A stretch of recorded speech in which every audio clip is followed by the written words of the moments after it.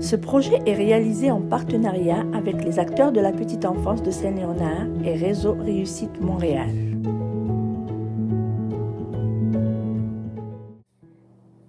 Bonjour, je m'appelle Sarah Daouché et je suis étudiante à la maîtrise en orthophonie.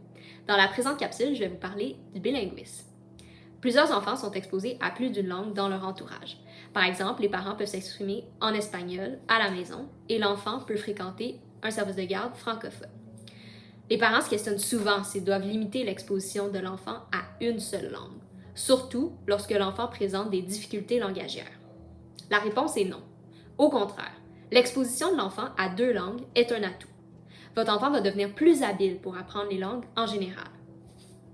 Par contre, deux choses importantes sont à retenir. D'abord, l'enfant doit entendre des bons modèles dans chacune des langues auxquelles il est exposé pour que les apprentissages ne soient pas basés sur des erreurs. Ensuite, pour que l'enfant maîtrise une langue, il doit être exposé à chacune des langues 30 à 40% du temps. Par exemple, si un enfant est exposé à l'espagnol et au français, pour être en mesure de maîtriser ces deux langues, il doit être exposé à l'espagnol 30 à 40% du temps et au français 30 à 40% du temps.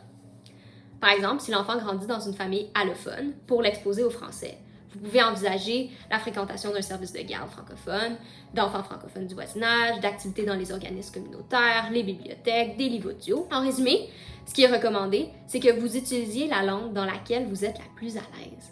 Non seulement pour que l'enfant entende un bon modèle langagier, mais aussi pour que les échanges soient plus naturels, plus riches, spontanés, et que l'enfant soit exposé dans chacune des langues de 30 à 40% du temps.